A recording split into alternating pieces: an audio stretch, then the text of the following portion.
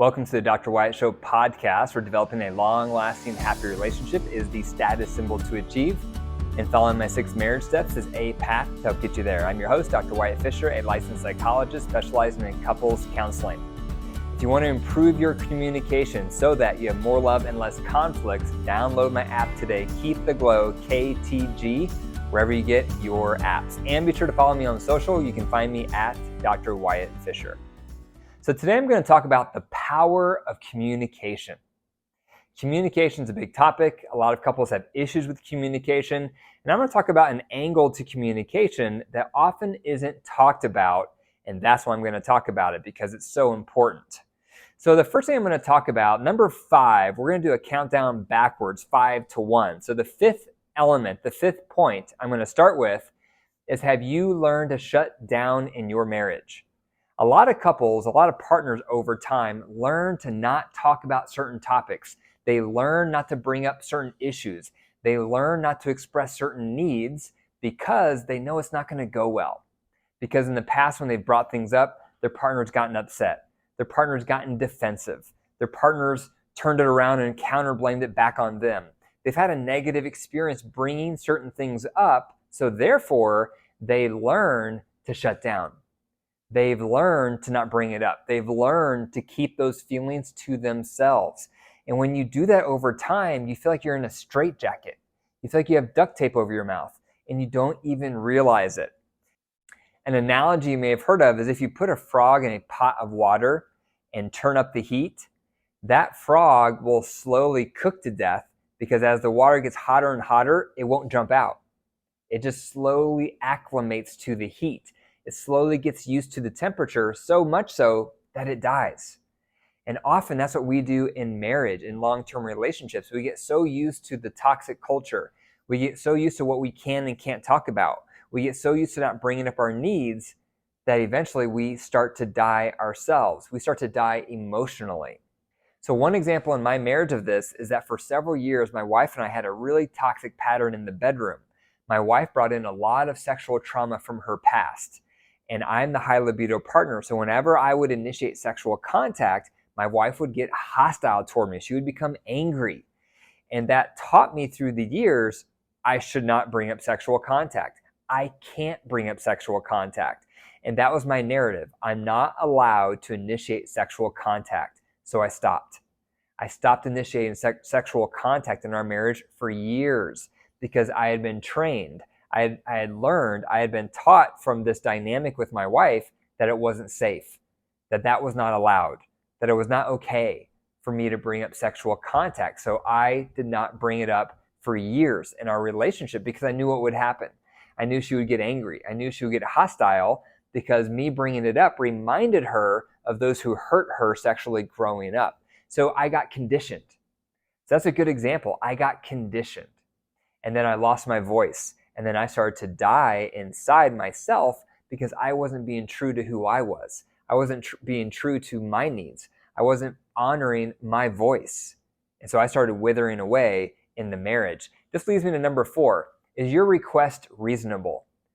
Have you learned to give up something? Have you learned to not bring up a topic? Have you learned to just do away with a certain need that you have? You need to first think about, is that a reasonable need? Is it a reasonable request? Is it a reasonable thing that you want to talk about, that you want to address? If it is, then don't lose it. Don't lose your voice. Bring it up. You need to bring it back. But you need to ask yourself that, is the thing that I have gotten conditioned to not talk about in our relationship, is it a reasonable request? So in my example, it was reasonable.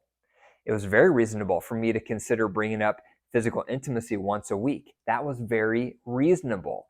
But I've been conditioned to not bring it up at all to avoid my wife's hostility around the topic. Number 3, don't live in fear. What areas are you living in fear with your partner? These are the areas you don't want to bring up. These are the areas you tiptoe around. These are the areas where you're walking on eggshells because you don't want to start a fight. You don't want them to get defensive. But then you're living in fear. And it's never healthy to live in fear, especially if this thing you want to address and bring up is reasonable. Don't live in fear. Don't cower to your partner's reaction like I did for multiple years. It's a horrible experience. You lose yourself. you lose your voice, you lose your needs because you're just catering to your partner's reactions and you're living in fear. Number 2, start expressing your request. What is your request? Maybe it's a need that you have. Maybe it's a topic that's never been discussed. Maybe it's a resentment that you really need to work through with your partner. What is your request? What is the topic that you avoid? What is the need that goes unspoken for you? Start making that request. It's time that you start bringing your voice back. It's time that you wake up. It's time that you start becoming vocal, because what you feel, what you need, what you desire is legitimate. It's important. You have to articulate it. Do not cower in fear to your partner like I did. And when I started realizing this, it was very powerful. I started realizing I need to speak up. I need to start initiating sexual contact once a week. I need to start bringing my voice back. Why am I enabling my wife? I was enabling this toxic pattern, catering to her avoidance because I didn't want her to become hostile. And that was enabling it. That was not addressing it.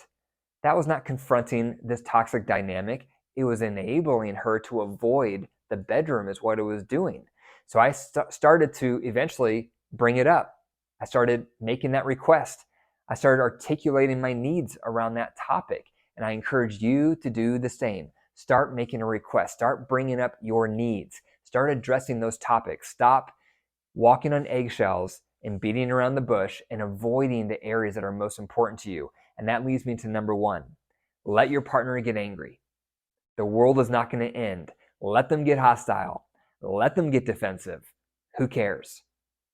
Don't cater and cower to the reaction, because that puts you in an emotional straitjacket. That's when you start losing yourself. So don't be so scared about them getting mad. Don't be so scared about them getting angry. Don't swallow your needs. Don't dismiss your needs just because you're fearing your partner, because that's what I did for years and years. And so I finally had to face that fear myself of, this is going to cause a fight, or she's going to get hostile. I know she's going to get angry. I had to do it anyway, because otherwise I was suffering and I was losing my voice. So as long as I felt like it was reasonable, what I was bringing up, and my request was reasonable, I realized I need to start bringing this up. I need to start bringing up physical intimacy once a week. And if she gets hostile, let her get hostile. And at the time, we were working with a trauma specialist for her trauma. And so I would bring it up once a week and I would let her get hostile. I would not respond. And then I would bring that up with our counselor we were working with at the time. And I let my counselor address it with her instead of me. So maybe that's what you need. Maybe you and your partner need to be working with a marriage therapist or a coach so that you can find your voice. You can start bringing things up. Let your partner get hostile if they want to get hostile, and then you bring that up to the counselor or the coach and let the coach address it. So those are 5 ways to bring back power in communication. Number 5, have you learned to shut down? Number 4, is your request reasonable? Number 3, don't live in fear. Number 2, express your request. And number 1, let your partner be angry. Thank you for listening to the Dr. Wyatt Show podcast. If you enjoyed the episode, be sure to forward it to one other person today. Also, be sure to sign up for my free masterclass on how to turn around your marriage in 4 steps. It's free. You're going to enjoy it. The link is in the description. And remember, your marriage is alive. If you care for it and nurture it, it will grow.